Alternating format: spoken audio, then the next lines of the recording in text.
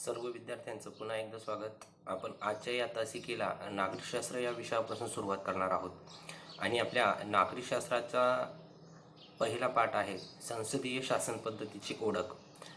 आपण मागच्या इयत्तांमध्ये वेगवेगळ्या जसं की ग्रामपंचायत असेल, नगरपंचायत असेल, पंचायत समिती, जिल्हा परिषद, नगरपालिका, महानगरपालिका या घटकांचा अभ्यास केला होता. आपल्याला ह्या वर्षी 8वीमध्ये संसदेचा म्हणजे त्याच्यामध्ये लोकसभा आहे, राज्यसभा, राष्ट्रपती, पंतप्रधान, नंतर विधिमंडळ, त्याच्यामध्ये विधानसभा आहे, विधान परिषद, या सगळ्या गोष्टींचा अभ्यास आपल्याला इयत्ता 8वीमध्ये करायचा आहे. पण या 8वीमध्ये भारतामध्ये जी शासन पद्धती आहे ती शासन पद्धती म्हणजे संसदीय शासन पद्धत. आणि संसदीय शासनमध्ये कोण कोण येतं, जसं की लोकसभा येतं, राज्यसभा, राष्ट्रपती, पंतप्रधान वगैरे या सगळ्या गोष्टींचा अभ्यास आपल्याला 8वीमध्ये पाहायचा आहे. तर मग आपण आजच्या या पाठाला सुरुवात करूया. आणि आपल्या पहिल्या पाठाचं नाव आहे संसदीय शासन पद्धतीची ओळख. आता संसदीय शासन पद्धतीची जी ओळख आहे त्याची सुरुवात काही प्रश्नांद्वारे केलेली आहे. मग ते प्रश्न आपण सुरुवातीला पाहू. पहिल्याच पेजवर हे प्रश्न विचारलेले आहेत. हे प्रश्न तुम्हाला पडले आहेत का, म्हणजे तुमच्या मनामध्ये हे प्रश्न कधी निर्माण झाले होते का? मग प्रश्न कोणते, तर संसदीय शासन पद्धती म्हणजे काय, पहिला प्रश्न आहे. दुसरा प्रश्न, भारताचे प्रधानमंत्री आहेत पण अमेरिकेचे प्रधानमंत्री का नाहीत? तुम्ही भरपूर वेळेस न्यूज पाहिली असेल किंवा वाचली असेल वर्तमानपत्रामध्ये. आपण प्रत्येक वेळेस पाहतो की अमेरिकेच्या राष्ट्रपतीने, अमेरिकेच्या राष्ट्राध्यक्षाने हा निर्णय घेतला, डोनाल्ड ट्रम्पने हा निर्णय घेतला वगैरे. पण तुम्ही कधी ऐकलंय की अमेरिकेचे पंतप्रधानांनी हा निर्णय घेतला? म्हणजे यावरून आपल्याला असं लक्षात येतं की जसं भारतामध्ये पंतप्रधान आहेत, सध्याचे आहेत नरेंद्र मोदी, तसं अमेरिकेमध्ये आहेत का? मग हा प्रश्न तुम्हाला निर्माण झालेला आहे का? आणि पुढचा प्रश्न आहे, संसदीय शासन पद्धती आणि अध्यक्षीय शासन पद्धती यामध्ये फरक काय आहे? आपण पहिले या प्रश्नांचं उत्तर बघू आणि नंतर मग आपल्या पाठाला सुरुवात करू. बघा, पहिला प्रश्न असा आहे की संसदीय शासन पद्धत म्हणजे काय, की जे आपल्याला या पाठामध्ये अभ्यासायची संसदीय शासन पद्धत. मग संसदीय शासन पद्धत म्हणजे संसद 3 घटक मिळून तयार होतं. संसद 3 घटक मिळून तयार होतं. मग ते 3 घटक कोणते, तर राष्ट्रपती एक, लोकसभा, जसं की आता मागच्या वर्षीच काही महिन्यांपूर्वीच लोकसभेच्या निवडणुका झाल्या, ती लोकसभा, राज्यसभा, असे हे 3 सभागृह, 2 सभागृह आणि एक राष्ट्रपती मिळून तयार होतं संसद. आणि ज्या देशाचा राज्यकारभार हे संसद पाहते त्याला संसदीय शासन पद्धती असे म्हणतात. इथे खाली लिहिलेलं आहे, संसदेने चालवलेली शासन पद्धती म्हणजे संसदीय शासन पद्धती होय, याला संसदीय शासन पद्धत म्हणतात. तर संसद म्हणजे काय हे आपल्याला कळालं. दुसरं होतं, अमेरिकेमध्ये पंतप्रधान आहेत का? जसं भारतामध्ये पंतप्रधान आहेत तसं अमेरिकेमध्ये आहेत का? तर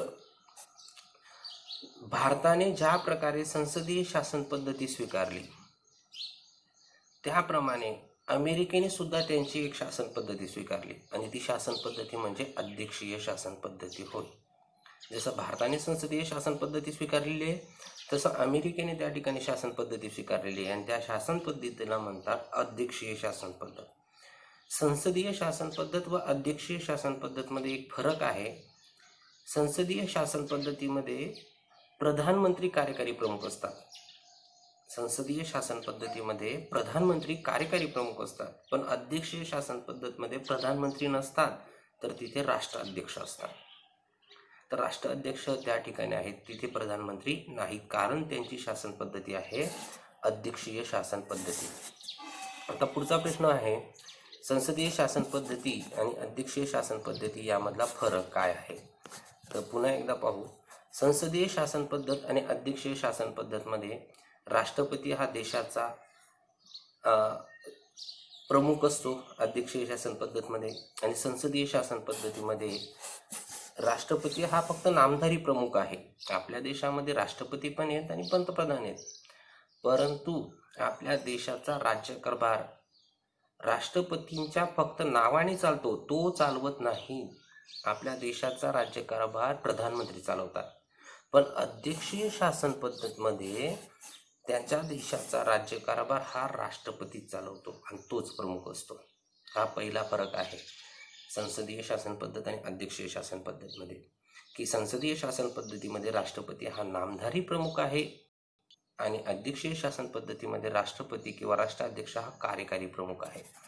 त्यामधला दुसरा फरक असा आहे की संसदीय शासन पद्धतीमध्ये इथे पाहू शकतात प्रधानमंत्री व मंत्रिमंडळ यांच्या हातात सूत्र असते. म्हणजे आपल्या देशाचा राज्यकारभार कोण चालवतो, तर प्रधानमंत्री आणि प्रधानमंत्रीने तयार केलेलं मंत्रिमंडळ.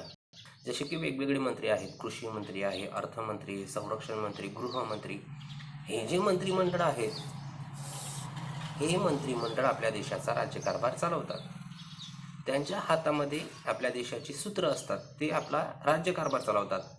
राष्ट्रपती चालवत नाही. राष्ट्रपती हा फक्त एक रबरी शिक्का आहे, तो फक्त सह्या करण्याचं काम करतो, तो देशाचा राज्यकारभार चालवत नाही. परंतु अध्यक्षीय शासन पद्धतीमध्ये प्रत्यक्ष देशाचा राज्यकारभार कोण चालवतं, तर अध्यक्षीय शासन पद्धतीमध्ये अध्यक्षाच्या हाती म्हणजे राष्ट्राध्यक्षाच्या हाती सर्व सूत्र असतात. हा दुसरा फरक आपल्याला संसदीय आणि अध्यक्षीय शासन पद्धतीमध्ये दिसून येतो. तिसरा आहे संसदीय शासन पद्धतीमध्ये संसदेत निवडून आलेल्या बहुमतातील पक्षाचा नेता प्रधानमंत्री होतो. आता आपल्या देशाचा जर विचार केला तर आपल्या देशाने संसदीय शासन पद्धत स्वीकारलेली आहे. संसदीय शासन पद्धतीमध्ये साधारणतः 5 वर्षानंतर लोकसभेच्या निवडणुका होतात. लोकसभेच्या निवडणुका सर्व पक्षांना लढवता येतात. भारतामध्ये जेवढे पक्ष आहेत ते लढवू शकतात ते निवडणुका, पण त्या पक्षामध्ये राजकीय पक्षाला ज्याला बहुमत मिळालेलं आहे, ज्याला जास्त मतं मिळालेले आहेत, आता समजा लोकसभेमध्ये 500 खासदार आहेत, मग 500 मध्ये बहुमत ज्याला मिळालेलं, बहुमत मिळालेलं म्हणजे काय, कमीत कमी त्याला 276 मतं पडायला पाहिजे, 276 त्याचे खासदार निवडायला पाहिजे. म्हणजे 550च्या 1 वरती किंवा 300 किंवा 350 एवढे जर त्यांचे खासदार निवडून आले तर त्या पक्षाचा, त्या राजकीय पक्षाचा एक व्यक्ती प्रधानमंत्री म्हणून निवडला जातो आणि काही त्याच्यामधले मंत्री असतात. तर राष्ट्रपती यांची निवड संसदीय शासनमध्ये आपण करत नाही, लोक त्यांची निवड करत नाही, तर त्यांची निवड लोकसभा, राज्यसभा आणि विधानसभा यांचे सदस्य त्यांची नेमणूक करतात. पण अध्यक्षीय शासन पद्धतीमध्ये तसं नाही. अध्यक्षीय शासनमध्ये पद्धतीमध्ये राष्ट्रपतीची निवड लोकांकडून होते. संसदीय शासन पद्धतीमध्ये राष्ट्रपतीची निवड लोकांकडून होत नाही, पण अध्यक्षीय शासन पद्धतीमध्ये राष्ट्रपतींची निवड लोकांकडून होते. तर अशा प्रकारे ही संसदीय शासन पद्धत आणि अध्यक्षीय शासन पद्धत यामधला पुढचा फरक आपल्याला दिसून येतं. तर आपल्याला आता कळालंच आहे की जगामध्ये शासन पद्धती काही एकच नाही. जशी भारतामध्ये आहे तसं अमेरिकेमध्ये काही वेगळी असेल, फ्रान्समध्ये वेगळी असेल. तर अशा ह्या वेगवेगळ्या शासन पद्धती प्रत्येक देशाने आपापल्या पद्धतीने आपल्याला जसं चांगला राज्यकारभार करता येईल या पद्धतीने प्रत्येक देशाने राज्यकारभार स्वीकारलेला आहे, शासन पद्धतीचा स्वीकार केलेला आहे. मग या शासन पद्धती पाहण्या अगोदर कोणतीही शासन पद्धती असो, कोणतीही, तर त्या शासन पद्धतीच्या 3 शाखा असतात. कोणतीही शासन पद्धत तुम्हाला विचारलं जाईल शासन पद्धतीच्या शाखा कोणत्या, तर शासन पद्धतीची पहिली शाखा आहे कायदेमंडळ. कायदेमंडळ यांचं कार्य सांगा, तर कायदेमंडळाचं कार्य आहे त्या देशामध्ये कायद्यांची निर्मिती करणे. कायदेमंडळाचं कार्य कोणतं, तर त्या देशामध्ये कायद्यांची निर्मिती करणे हे कायदेमंडळाचं कार्य आहे. दुसरं शासन पद्धतीची शाखा आहे कार्यकारी मंडळ. कार्यकारी मंडळ म्हणजेच प्रधानमंत्री व त्याचं मंत्रिमंडळ, त्याला कार्यकारी मंडळ असा दुसरा शब्द आहे. मग या कार्यकारी मंडळाचं कार्य काय, तर कार्यकारी मंडळाचं कार्य आहे कायद्याची अंमलबजावणी करणे, देशाचा राज्यकारभार सांभाळणे. तुम्हाला एखादा तक्ता स्वाध्यायामध्ये तक्ता दिलेले आहे, कायदे मंडळाचं कार्य, कार्यकारी मंडळाचं कार्य आणि न्याय मंडळाचं कार्य. तर तिथे लिहायचं कायदे मंडळाचं कार्य आहे कायद्यांची निर्मिती करणे, कार्यकारी मंडळ कार्य आहे कायद्यांची प्रत्यक्ष अंमलबजावणी करणे. आता काय होतं की संसद काय करतं, लोकसभा, राज्यसभा, राष्ट्रपती म्हणून कायदे तयार करतात की 18 वर्षावरील व्यक्तींना कामधंद्याला लावणे किंवा 14 वर्षाखालील जर लहान मुलांना कामाला लावलं तर त्याला शिक्षा होईल, हा कायदा तयार केलेला आहे. पण मग ती शिक्षा कोण करेल, म्हणजे त्याची अंमलबजावणी कोण करेल, तर कार्यकारी मंडळ करेल. जे पंतप्रधान आहेत किंवा जे मंत्रिमंडळ आहेत ते करतील. असा एक कायदा तयार केलेला आहे कायदेमंडळाने. उदाहरणार्थ असा एक कायदा तयार केला की आपल्या देशामध्ये झाडं तोडू नये. पण समजा एखाद्या व्यक्तीने झाडं तोडली, मग त्यांना शिक्षा कोण करेल, तर एक कार्यकारी मंडळ त्यांना शिक्षा करेल. कार्यकारी मंडळाची ती जबाबदारी कायद्यांची अंमलबजावणी करणे. आणि तिसरं आहे न्यायमंडळ. न्यायमंडळ ही तिसरी शाखा आहे. न्यायमंडळाचं काम आहे न्याय देणे. त्या देशामध्ये न्यायदानाचं काम करणे हे न्यायमंडळाचं काम आपल्याला दिसून येतं. तर अशा प्रकारे शासन संस्था कोणतीही असो, ती अध्यक्षीय असो की संसदीय असो, कोणतीही असो, पण त्या शासन पद्धतीच्या ह्या 3 शाखा असतात: कायदेमंडळ, कार्यकारी मंडळ आणि न्यायमंडळ. तुम्हाला प्रश्न विचारला जाईल, कायदेमंडळाचं कार्य लिहा, कायद्यांची निर्मिती करणे; कार्यकारी मंडळाचं कार्य लिहा, कायद्यांची प्रत्यक्ष अंमलबजावणी करणे; न्यायमंडळाचं कार्य लिहा, न्यायदान करणे. तर अशा ह्या 3 शाखा आपल्याला प्रत्येक शासन पद्धतीच्या दिसतात. मग आता आपल्याला शासन पद्धती अभ्यासायची आहे. शासन पद्धती 2 प्रकारची असते. एक आहे, परत एकदा, संसदीय शासन पद्धती जी भारताने स्वीकारली. नंतर दुसरी आहे अध्यक्षीय शासन पद्धती जी अमेरिकेने स्वीकारली. मग या 2 शासन पद्धती व्यतिरिक्त अजून एक दुसऱ्या, तिसऱ्या अशा 2-3 शासन पद्धती आहेत. पण आपल्याला या पाठामध्ये फक्त 2च शासन पद्धतीचा अभ्यास करायचा आहे. संसदीय शासन पद्धत म्हणजे काय, त्याची वैशिष्ट्य काय, त्याच्यात कोण प्रमुख असतात, त्याच्यात काय काय असतं, आणि अध्यक्षीय शासन पद्धत म्हणजे काय, त्याच्यात काय काय असतं. परंतु आपल्या या पाठामध्ये संसदीय शासन पद्धतीची जी ओळख आहे ती बघायची आहे, कारण ती शासन पद्धती आपण स्वीकारलेली आहे. मग आपल्या देशाची शासन पद्धती आपल्याला माहीत पाहिजे, यासाठी संसदीय शासन पद्धत आपल्याला खूप सखोल त्याचं विस्तृत विश्लेषण या पाठामध्ये पाहिजे. आणि अध्यक्षीय शासन पद्धती थोडक्यात पाहिजे, तुम्हाला माहिती असायला पाहिजे म्हणून. पण आपला जो प्रमुख हेतू आहे तो म्हणजे संसदीय शासन पद्धती. मग पुढचा मुद्दा आहे संसदीय शासन पद्धती म्हणजे काय, संसदीय शासन पद्धत कोणाला म्हणतात. मग संसदीय शासन पद्धतीची निर्मिती तर कुठेतरी झाली असेल, ती कुठून तरी आली असेल. मग संसदीय शासन पद्धतीची निर्मिती कुठे झाली, तर संसदीय शासन पद्धतीचा जो विकास आहे तो इंग्लंड या देशामध्ये झालेला आहे. इंग्लंड या देशाने संसदीय शासन पद्धतीची निर्मिती केलेली आहे. मग आपल्याला असं वाटत असेल की आता संसदीय शासन पद्धती इंग्लंडमध्ये आहे का, तर आहे. पण इंग्लंडमध्ये आपण त्याला मराठीमध्ये किंवा हिंदीमध्ये संसदीय शासन पद्धत म्हणतो. इंग्लंडमध्ये सुद्धा त्याच प्रकारची शासन पद्धती आहे, पण इंग्लंडमध्ये पार्लमेंटरी शासन पद्धत, पार्लमेंट म्हणतात ते, आपणही इंग्लिशमध्ये त्याला पार्लमेंट म्हणतो, कुठेतरी हा शब्द ऐकला असेल तुम्ही. तसं इंग्लंडमध्ये आता पार्लमेंटरी शासन पद्धत आहे. मग पार्लमेंटरी शासन पद्धत ही भारताने स्वीकारली. मग का स्वीकारली असेल, तुम्हाला अंदाज आलाच असेल, कारण भारतावर जवळजवळ 150 वर्ष राज्य कोणाचं होतं, इंग्लंडचं होतं. आणि इंग्लंडने जी शासन पद्धती भारतामध्ये आणली तीच शासन पद्धती मग भारतामध्ये स्वीकारली, फक्त त्याच्यामध्ये थोडेफार बदल केले असतील. मग इंग्लंडमध्ये जी पार्लमेंटरी शासन पद्धत आहे आणि भारतामध्ये जी संसदीय शासन पद्धत आहे याच्यामध्ये बरेचसे साम्य, जवळजवळ 95% 99% साम्य आपल्याला दिसून येतं. मग ही शासन पद्धती कुठे विकसित झाली हे आपल्याला रिकामी जागा विचारलेली आहे की संसदीय शासन पद्धतीचा विकास कोणत्या देशामध्ये झाला, तर इंग्लंडमध्ये झाला. इंग्लंडमध्ये आता ही पार्लमेंटरी शासन पद्धत आहे. पार्लमेंट आहेत, पार्लमेंटचे 2 सभागृह तिथे पण आहेत आणि संसदेच्या शासन सभागृह आपल्या इथे पण 2 सभागृह आहेत, लोकसभा आणि राज्यसभा. म्हणजे तिथे पार्लमेंटरी शासन पद्धती आहे आणि या पार्लमेंटरी शासन पद्धतीवरून भारताने ही शासन पद्धती, संसदीय शासन पद्धती स्वीकारलेली आपल्याला दिसून येतात. मग आता आपण संसदीय शासन पद्धती स्वीकारली. मग संसदीय शासन पद्धत म्हणजे काय, तर तुम्हाला त्याचं उत्तर मागेच सांगितलं की संसद 3 घटकांपासून तयार होतं. कोणकोणते 3 घटक, लोकसभा, राज्यसभा आणि राष्ट्रपती. आणि हे 3 घटक मिळून आपल्या देशाचा राज्यकारभार चालवतात. मग हे 3 घटक म्हणजे संसद, आणि या संसदाने चालवलेला राज्यकारभार म्हणजे संसदीय शासन पद्धत. मग या संसदीय शासन पद्धतीचे काही वैशिष्ट्ये आहेत, ते वैशिष्ट्ये आपल्याला सुरुवातीला पाहिजे की संसदीय शासन पद्धतीचे वैशिष्ट्ये मुद्दा दिलेला आहे. आपण एक एक पाहू.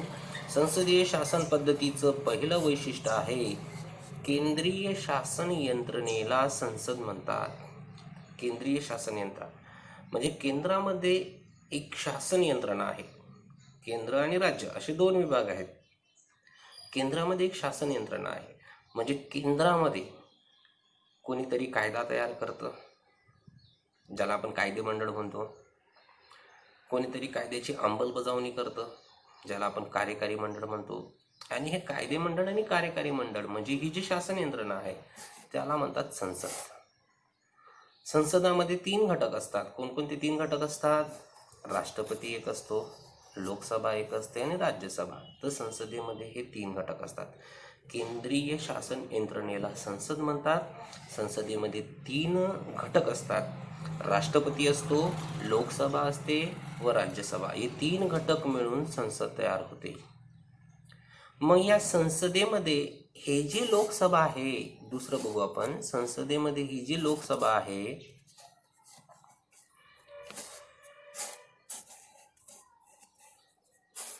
संसदेमध्ये हे जे लोकसभा आहे या लोकसभेचे प्रतिनिधी याला आपण खासदार असे म्हणतो.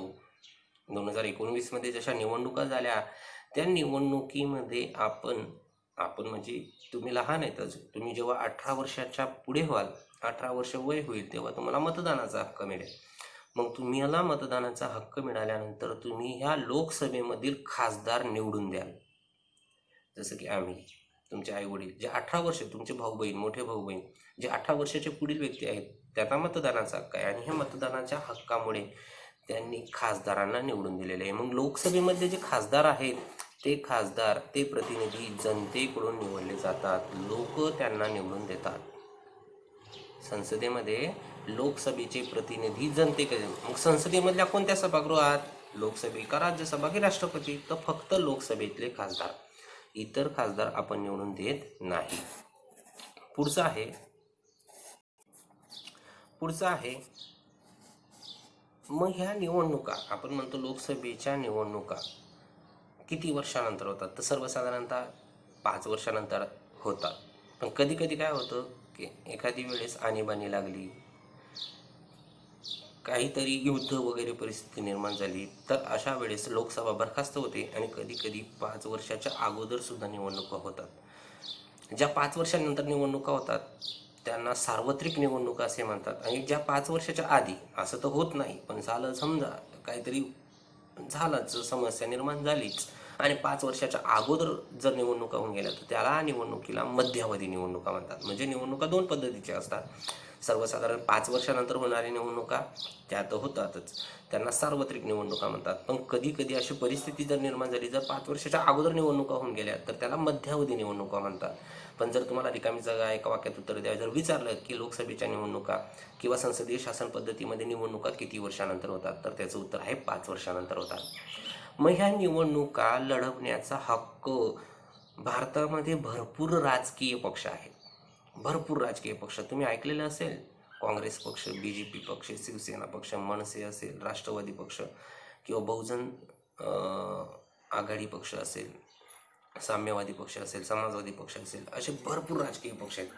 मग ह्या लोकसभेच्या निवडणुका जे काही राजकीय पक्ष असतील त्या सर्व राजकीय पक्षांना ह्या निवडणुका लढवता येतात.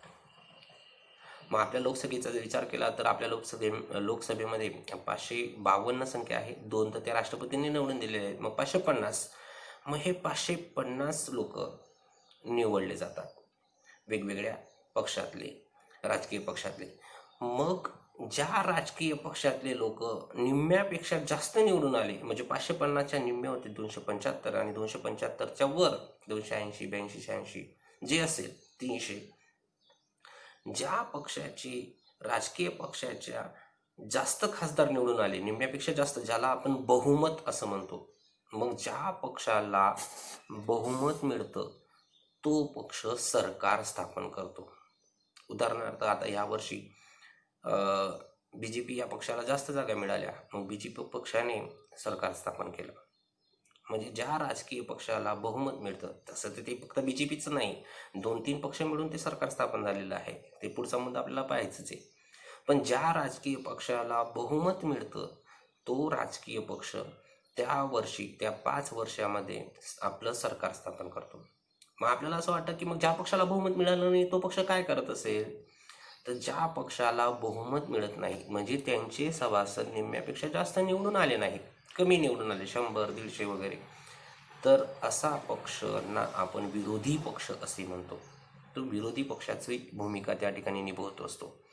मग आपल्याला असं वाटतं की बहुमत मिळालेल्या पक्षाला खूप मान असेल किंवा विरोधी पक्षाला काहीच नसेल, तर तसं काही नाही. संसदीय शासन पद्धतीमध्ये दोघांना सारखा मान आहे. फक्त बहुमत मिळालेला पक्ष त्या ठिकाणी प्रधानमंत्री तयार करतो आणि ज्याला बहुमत मिळालं नाही तो मग त्या ठिकाणी विरोधी पक्ष नेता वगैरे असा असतो. परंतु दोघांना संसदीय शासन पद्धतीमध्ये समान दर्जा असतो, त्याच्यामध्ये काही एवढं तफावत राहत नाही. ते कसं ते आपण पुढे पाहणार आहोत. पण काही वेळेस काय होतं, पुढचा मुद्दा बघू आपण. काही वेळेस कोणत्याच पक्षाला बहुमत मिळत नसेल, कोणत्याच पक्षाला एक पक्ष असेल एकही पक्षाला बहुमत मिळालं नाही. जसं की आपल्या महाराष्ट्रामध्ये विधानसभाच्या निवडणुका झाल्या. आपल्या विधानसभेची संख्या आहे 288. मग जर निम्मी संख्या पाहिली तर 144 तरी पाहिजे, कमीत कमी 145 तरी पाहिजे. पण समजा आपल्या महाराष्ट्रामध्ये 10 पक्ष आहेत आणि 10 पक्षामध्ये एकही पक्षाला 145 जागा किंवा 145 आमदार त्यांचे निवडून आले नसतील. समजा लोकसभेमध्ये 275 खासदार कोणत्याही एका पक्षाचे निवडून आले नसतील, मग त्यांनी काय करायचं, तर अशा वेळेस 2-3 पक्ष एकत्र येतात. जसं की आता आपल्या महाराष्ट्रामध्ये 3 पक्ष एकत्र आलेले आहेत. 3 पक्ष आपल्याला माहिती आहेत, शिवसेना आली, काँग्रेस आली, राष्ट्रवादी आली. आणि ह्या 3 पक्षांनी एकत्र येऊन बहुमताचा आकडा गाठला. म्हणजे जेवढं बहुमत पाहिजे त्यांना 145, तर त्यांच्या 145च्या वर होऊन गेले. जसं लोकसभेमध्ये सुद्धा तसंच आहे, 2-3 पक्ष एकत्र आले आणि त्यांची संख्या 300च्या वर होऊन गेली. मग हे 2-3 पक्ष एकत्र येऊन त्यांनी सरकार स्थापन केलं. त्या सरकाराला आघाडीचे सरकार असे म्हणतात. युतीचं सरकार असं त्याचं दुसरं नाव आहे. त्या पक्षाच्या 1-2 पक्ष एकत्र येऊन त्यांनी जर सरकार स्थापन केलं, जसं आता आपल्या लोकसभेमध्ये पण आहे ना, आपल्या महाराष्ट्रामध्ये पण 2-3 पक्षांनी येऊन जर सरकार स्थापन केलं तर त्या सरकाराला आघाडीचं सरकार असे म्हणतात. मग हे आपल्या संसदीय शासन पद्धतीचं एक वैशिष्ट्य आहे.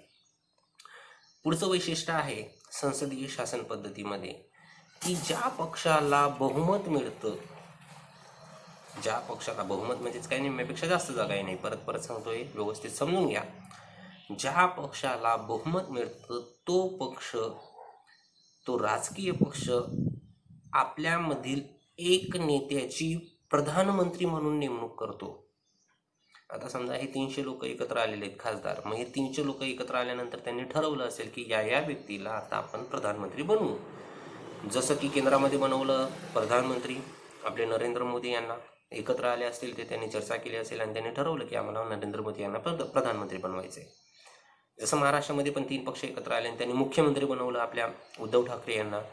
म्हणजे ते सगळे एकत्र आले, त्यांनी चर्चा केली आणि चर्चा केल्यानंतर त्यांनी ठरवलं की यांना आम्हाला प्रधानमंत्री बनवायचं आहे. मग ते प्रधानमंत्री होतात. आणि मग प्रधानमंत्री आपल्या पक्षामधील आपल्या सहकारी लोकांचं, आपल्या पक्षामधील आपल्या सहकारींचं, आपल्या मित्रांचं, दुसऱ्या पक्षातील नाही, ज्यांनी ते सरकार स्थापन केले त्याच पक्षातल्या काही लोकांचं मिळून तो मंत्रिमंडळ तयार करतो.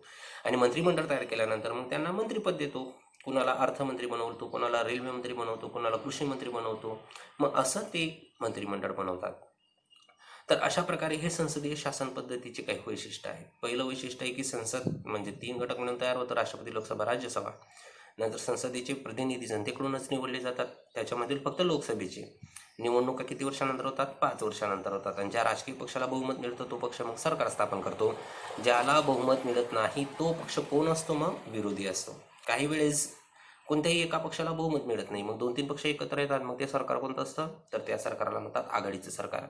आणि बहुमत पक्षाचा नेता कोण असतो? तर प्रधानमंत्री असतो. आणि प्रधानमंत्री आपल्या सहकाऱ्यांचं एक मंत्रिमंडळ त्या ठिकाणी तयार करत असतो. तर हे होते संसदीय शासन पद्धतीचे वैशिष्ट्य. त्याच्यामध्ये आपण मंत्रिमंडळ पाहिलं की मंत्रिमंडळाची स्थापना प्रधानमंत्री करतात. आणि आता हे जे मंत्रिमंडळ आहे हे मंत्रिमंडळावर मग आता हे खूप महत्त्वाचं आहे की मंत्रिमंडळावर दुहेरी जबाबदारी असते. मंत्रिमंडळावर दुहेरी जबाबदारी असते. मग ही जी मंत्रिमंडळ आहेत, मग मंत्रिमंडळामध्ये कोणकोणते पाहिले आपण, त्याच्यामध्ये प्रधानमंत्री तर प्रमुख आहेत, पण मग कृषी मंत्री, अर्थमंत्री, रेल्वे मंत्री, संरक्षण मंत्री, गृहमंत्री, रोड मंत्री, परिवहन मंत्री, असे भरपूर मंत्री आहेत. 80-90 लोकांचं एक मंत्रिमंडळ आहे. मग ह्या मंत्रिमंडळावर दुहेरी जबाबदारी कोणती, तर हे मंत्रिमंडळ कायदे पण तयार करतं. आपण पाहिलं कायदेमंडळ कायदे तयार करतं, मंत्रिमंडळ म्हणजेच कार्यकारी मंडळ कायद्याची अंमलबजावणी करतं. मग मंत्रिमंडळ कायदे कसं तयार करत असेल, तुम्हाला प्रश्न निर्माण झाला असेल की मंत्रिमंडळ हे कायदे का तयार करत असेल. त्यांची जबाबदारी तर हे कायद्यांची अंमलबजावणी करणे, मग हे कायदे का तयार करतं. एक लक्षात घ्या, हे जे मंत्री आहेत हे मंत्री कुठून आले, ते वंशपरंपराने आले का, नाही. हे मंत्रिमंडळ आपण निवडून दिलेले आहेत, लोकसभेमधले ते सदस्य आहेत. म्हणजे ते लोकसभेतले पण सदस्य आहेत आणि कार्यकारी मंडळाचे पण सदस्य आहेत, कायदे मंडळाचे पण सदस्य आहेत आणि कार्यकारी मंडळाचे पण सदस्य आहेत. मग जेव्हा ते कायदे मंडळामध्ये असतात तेव्हा ते स्वतः कायदे तयार करतात आणि कायदा तयार केल्यानंतर फक्त काही लोक जे मंत्रिमंडळामध्ये आहेत ते कायद्याची अंमलबजावणी करतात. म्हणजेच मंत्रिमंडळावर दुहेरी जबाबदारी असते, कायदे पण तयार करणे आणि कायद्याची अंमलबजावणी पण करणे, दोन दोन गोष्टी करतात ते. लोकसभेमधले फक्त काही लोक जे मंत्रिमंडळामध्ये आहेत तेच, बाकीचे नाही. 550 आहेत, मग 550चे 50 कायद्याची अंमलबजावणी करत असतील का, तर नाही.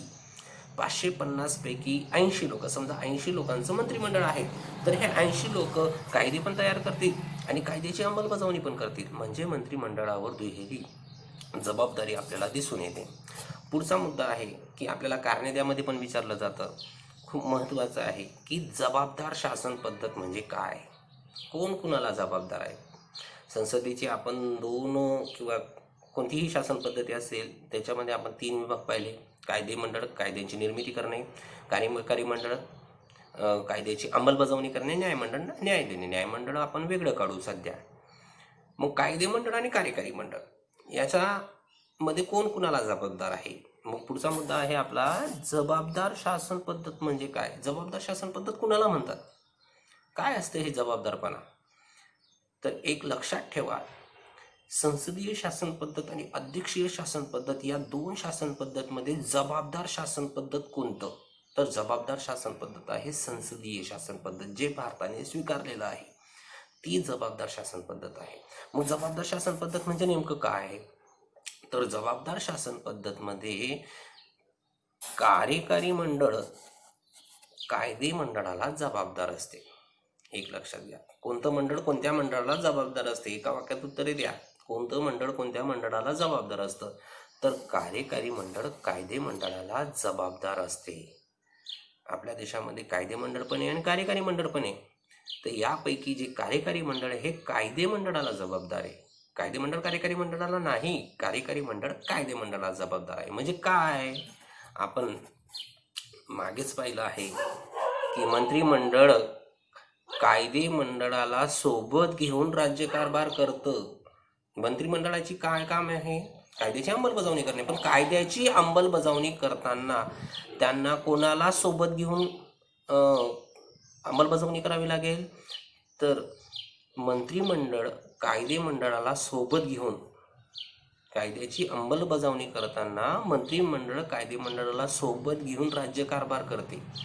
समजा मंत्रिमंडळाने आपापल्या मर्जीनुसार राज्यकारभार केला, त्यांनी कायदे मंडळाला सोबतच घेतलं नाही, त्यांनी कायदे मंडळाला सोबत न घेता किंवा कायदे मंडळाचा सल्ला न ऐकता त्यांनी स्वतः आपल्या मर्जीप्रमाणे राज्यकारभार केला, तर मग कायदे मंडळ काय करेल, तर कायदे मंडळ त्या मंत्रिमंडळाला बरखास्त करून टाकेल. म्हणजेच काय की त्यांना कायदे मंडळ सांगेल की तुम्ही आमच्या मर्जीनुसार किंवा आम्हाला तुम्ही न विचारता राज्यकारभार करतायत, आमचं मतच तुम्ही घेतलं नाही, मग तुम्हाला देशाचा राज्यकारभार चालवण्याचा काही हक्क नाही, तुम्ही मग जाऊ शकतात. म्हणजे त्यांना ते घरी पाठवून देतील. घरी पाठवणं म्हणजेच काय, त्यांची खासदारकी ते रद्द करून टाकतील, पंतप्रधान पण रद्द होऊन जाईल आणि मंत्रिमंडळ पण रद्द होऊन जाईल. म्हणजेच कार्यकारी मंडळाला माहिती, जर कधी आपण कायदे मंडळाला सोबत घेतलं नाही तर मग आपल्याला घरी जावं लागेल, म्हणजे आपली खासदारकी रद्द होऊन जाईल. म्हणून कार्यकारी मंडळ काय करतं, मंत्रिमंडळ काय करतं, ते कायदे मंडळाला सोबत घेतं, त्यांची सल्लामसलत करतं आणि सल्लामसलत केल्यानंतर मग राज्यकारभार करतं. म्हणजेच काय की कार्यकारी मंडळ कायदे मंडळाला जबाबदार असतं. कार्यकारी मंडळ कायदे मंडळाला जबाबदार असतं. जोपर्यंत कायदे मंडळाचा कार्यकारी मंडळावर विश्वास आहे, जोपर्यंत कायदे मंडळाचा कार्यकारी मंडळावर विश्वास आहे, तोचपर्यंत ते अधिकारावर राहते. कार्यकारी मंडळ तोचपर्यंत ते कार्य करू शकते. कायदे मंडळाच्या संमतीपर्यंतच कायदे मंडळ अधिकारावर राहते. कायदे मंडळाची जोपर्यंत त्यांना संमती आहे की आमची तुम्हाला संमती आहे, तुम्ही देशाचा राज्यकारभार करू शकतात, कायद्याची अंमलबजावणी करू शकतात, तोचपर्यंत कार्यकारी मंडळ आपल्या पदावर राहू शकतं. पण जर एकदा की कायदे मंडळाने सांगितलं की आमचा तुमच्यावर विश्वास नाही, तुम्ही आम्हाला सोबत घेऊन राज्यकारभार करत नाही, तर मग कार्यकारी मंडळ बरखास्त होऊन जातं. मग यांना बरखास्त कोण करतं? तर कायदे मंडळ बरखास्त करतं.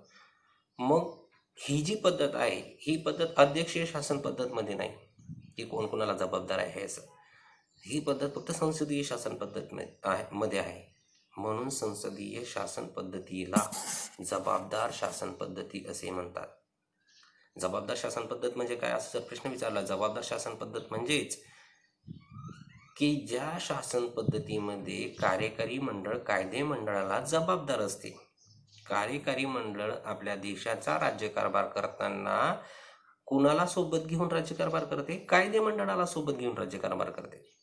आणि जर त्यांनी कायदे मंडळाला सोबत घेऊन राज्यकारभार केला नाही तर कायदे मंडळ काय करेल? तर कायदे मंडळ कार्यकारी मंडळाला बरखास्त करून टाकेल.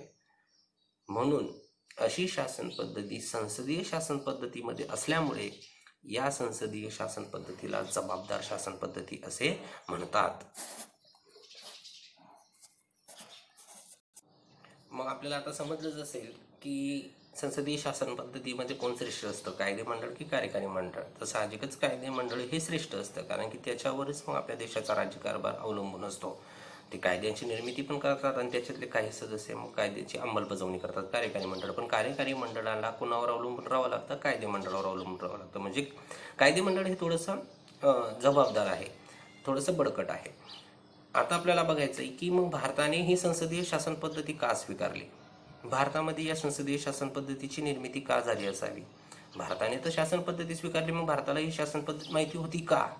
मग भारतानेच का स्वीकारली? तर आपल्याला माहिती आहे की आपल्या देशावर इथे दाखवलेला आहे भारताचा आराखडा, भारत देश, अगोदरचा हिंदुस्थान, ज्याच्यामध्ये बांगलादेश पण होतं आणि पाकिस्तान पण होतं. पण यामध्ये तिरंगा आपला नाही, तर यामध्ये इंग्लंडचा झेंडा आहे, ज्याला युनियन जॅक असं म्हटलं जायचं. मग असं का? तर आपल्याला माहिती आहे मागील काही वर्षापूर्वी आपण म्हणतो 150 वर्ष राज्य केलं, पण 150 वर्ष नाही. इसवी सन 1600 आले, त्यांनी बंगालमध्ये आपली सत्तारूढ केली. तेव्हापासून तर 1947 जवळजवळ 250 वर्ष, 190 वर्ष, 200 वर्षाच्या जवळपास त्यांनी आपल्यावर राज्य केलं. पण आपण सरासरी म्हणतो 150 वर्ष, कारण की त्यांनी पूर्णच्या पूर्ण देशावर जे राज्य केलेले आहे ते मागील 150 वर्षापासून, म्हणून आपण 150 वर्ष म्हणतो. मग इंग्लंडने आपल्यावर 150 वर्ष राज्य केलं. मग इंग्लंडने जेव्हा आपल्यावर राज्य केलं तेव्हा त्यांनी राज्यकारभार तर केला असेल. मग राज्यकारभार त्यांनी कोणत्या पद्धतीने केला? तर त्यांनी भारतामध्ये संसदीय शासन पद्धतीची निर्मिती केली. त्यांनी केली. भारतामध्ये संसदीय शासन पद्धतीची निर्मिती इथे वाचू शकतात तुम्ही. भारतामध्ये संसदीय शासन पद्धती निर्मिती कोणी केली? इंग्लंडने केली. इंग्लंडला ती माहिती होती की आपण एवढ्या मोठ्या देशावर जर राज्य करत असाल तर मग कोणत्या पद्धतीने करायचं? तर त्यांनी पार्लमेंटरी पद्धत, संसदीय शासन पद्धतीने राज्य करायला सुरुवात केली. मग ही संसदीय शासन पद्धत भारतीय लोकांनी पाहिली होती, अनुभवली होती.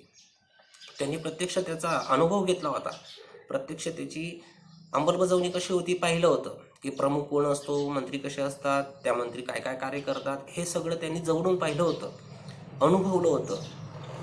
प्रत्यक्ष त्यांना माहीत होतं की ही शासन पद्धती. समजा भारत स्वतंत्र झाला असता आणि भारताने अध्यक्षीय शासन पद्धत स्वीकारली असती, पण अध्यक्षीय शासन पद्धत म्हणजे काय असतं, कोण प्रमुख असतो, हे अध्यक्षीय शासन पद्धती भारतीय लोकांना माहितीच राहिली नसती. पण संसदीय शासन पद्धत तशी नाही. संसदीय शासन पद्धत भारतीय लोकांना माहिती होती, पाहिली होती, ती अनुभवली होती. म्हणून भारतीय लोकांनी सुद्धा संसदीय शासन पद्धतीनेच राज्यकारभार करावा असा निर्णय घेतला. त्यांनी निर्णय घेऊन ठेवला होता की जेव्हा आपल्याला स्वातंत्र्य मिळेल तेव्हा आपण सुद्धा संसदीय शासन पद्धतीचा स्वीकार करू. फक्त त्याच्यामध्ये काही 2-4 बदल त्यांनी करून टाकले.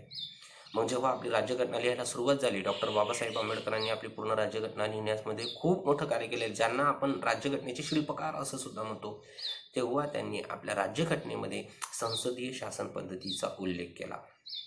कारण जवळजवळ सर्व लोकांना संसदीय शासन पद्धत माहीत असल्यामुळे त्या सर्व लोकांनी निर्णय घेतला की आपल्याला माहिती आहे, आपण अनुभवली, आपण पाहिलेली आहे, म्हणून आपण या शासन पद्धतीचा स्वीकार करायचा.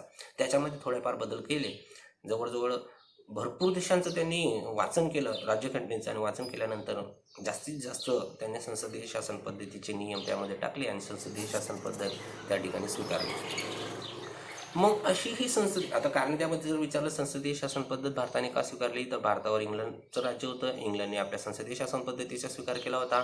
ही शासन पद्धती भारतीय लोकांना माहिती होती, अनुभवली होती, आणि हीच शासन पद्धत मग भारताने पुढे अनुभव असल्यामुळे त्यांनी स्वीकार करून टाकला. मग या शासन पद्धतीमध्ये चर्चा व विचार विनिमयाला खूप मोठा वाव असतो. ही जी शासन पद्धती आहे संसदीय शासन पद्धती, कारण त्यामध्ये विचारलेलं आहे की संसदीय शासन पद्धतीमध्ये चर्चा आणि विचार विनिमयाला खूप मोठा वाव असतो. चर्चा विचार विनिमय जास्त होतं.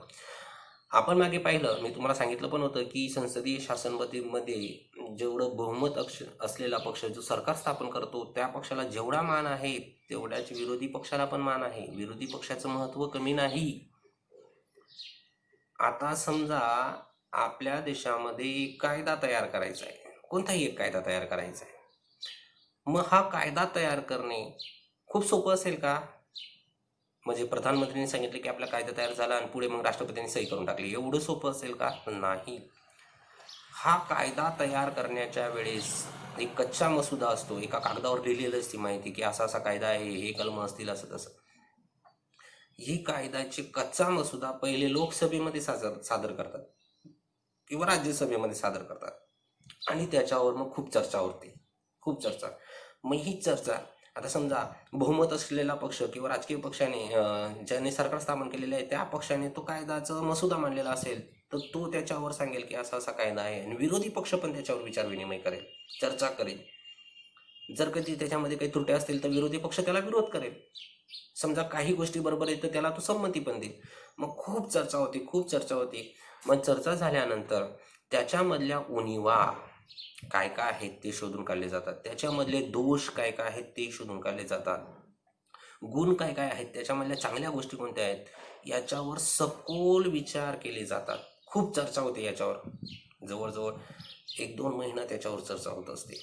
आणि चर्चा विनिमय करत असताना जेवढा सत्ताधारी पक्ष त्याला सपोर्ट करतो किंवा त्याला पाठिंबा देतो तेवढाच विरोधी पक्ष पण त्याला करतो, त्याच्यामधला चुका सांगतो की हे चुकीचं आहे. विरोधी पक्षाला पण तेवढाच मान आहे.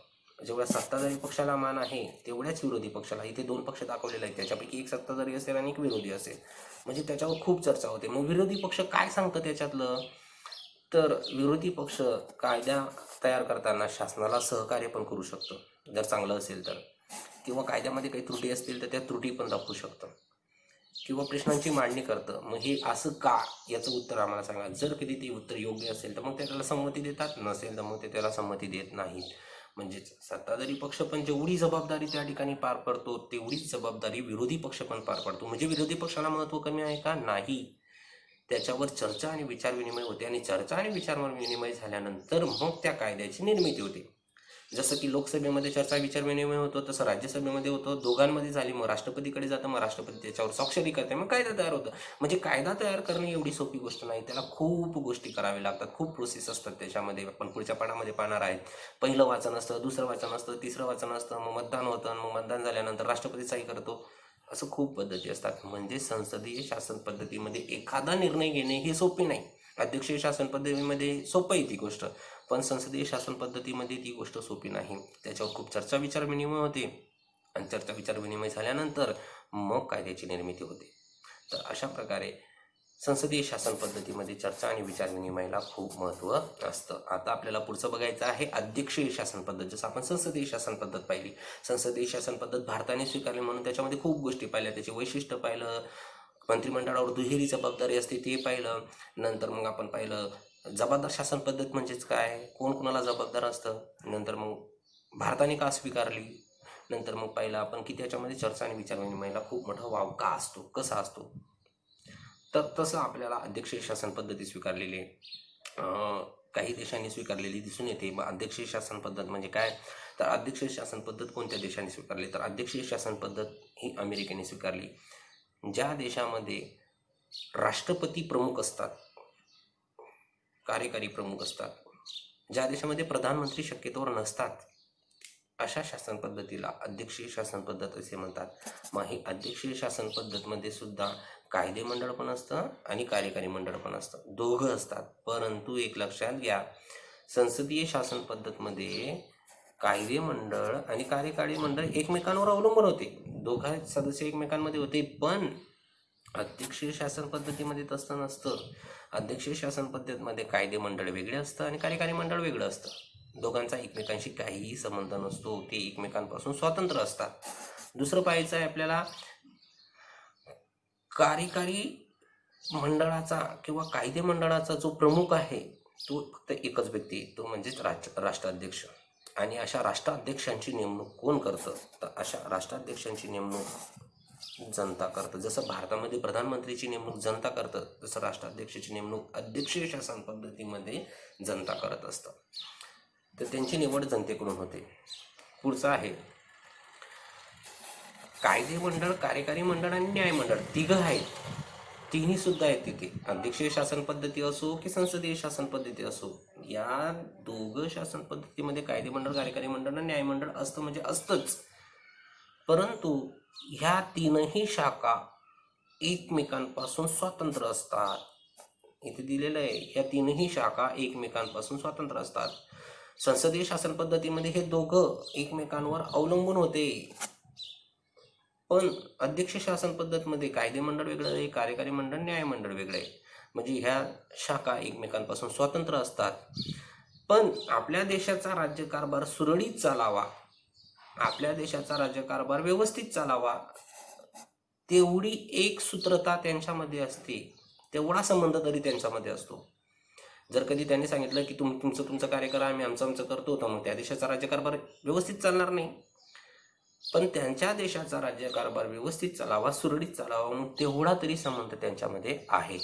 जरी त्या शाखा एकमेकांपासून वेगळ्या असल्या तरी त्यांच्यामध्ये एक सूत्रता असते, हे लक्षात ठेवा. तर असं हे अध्यक्षीय शासन पद्धतीचं पुढचं वैशिष्ट्य आहे. पुढे आहे कायदे मंडळ, कार्यकारी मंडळ हे एकमेकांवर अवलंबून नसतात अध्यक्षीय शासन पद्धतीमध्ये, पण त्यांच्यामध्ये एक सूत्रता असते, हे आपण मागेच पाहिलं. त्याच्यामध्ये जसं आपल्या कायदे मंडळाची 2 सभागृह होते, कोणकोणते, लोकसभा आणि राज्यसभा, तसं कायदे मंडळामध्ये अमेरिकेमध्ये 2 सभागृह आहेत. एक सभागृहाचं नाव आहे दी हाऊस ऑफ रिप्रेझेंटेटिव्ह आणि दुसरं आहे सेनेट. असे हे 2 त्यांचे कायदे मंडळाचे सभागृह आहेत. आणि हे राष्ट्राध्यक्ष. एक लक्षात घ्या, लोकसभेचेच सदस्य आपण निवडून देतो, पण तिथे काय असतं, हे दोघंही सभागृह आणि राष्ट्रपती या तिघांची नेमणूक लोकांकडूनच होते. आपण राष्ट्रपतीची नेमणूक करतो का, नाही करत, पण अध्यक्षीय शासन पद्धतीमध्ये राष्ट्रपतीची नेमणूक ते करतात. आपण राज्यसभेची नेमणूक करतो का, नाही करत, पण ते दोघं सभागृहाची नेमणूक करतात. तर हे अध्यक्षीय शासन पद्धतीचं पुढचं वैशिष्ट्य आहे. अध्यक्षीय शासन पद्धतीमध्ये परस्परांवरील निर्णयांमुळे जबाबदार पद्धतीने राज्यकारभार होऊ शकतो. तर म्हणजे ते कायदे मंडळ आणि कार्यकारी मंडळ एकमेकांची सल्लामसलत करतात आणि एकमेकांशी सल्लामसलत केल्यामुळेच मग त्यांचा राज्यकारभार व्यवस्थित त्या ठिकाणी पार पडू शकतो. हे अध्यक्षीय शासन पद्धतीचं पुढचं वैशिष्ट्य आहे. परंतु ह्या अध्यक्षीय शासन पद्धत आणि संसदीय शासन पद्धत व्यतिरिक्त सुद्धा अजून काही शासन पद्धती वेगवेगळ्या देशांनी स्वीकारलेल्या आहेत. जसं की इथे 3 देशांचं नाव आलेलं आहे. फ्रान्स आलेलं आहे, युरोप खंडातलं स्वित्झर्लंड, युरोप खंडामध्ये जर्मनी, या देशांमध्ये या 2 शासन पद्धती व्यतिरिक्त अजून काही वेगळ्या शासन पद्धती आहेत. तर अशा प्रकारे आपण या शासन पद्धतीचा अभ्यास केला. याच्यामध्ये काही समस्या असतील तर तुम्ही त्या ठिकाणी मला सांगू शकता.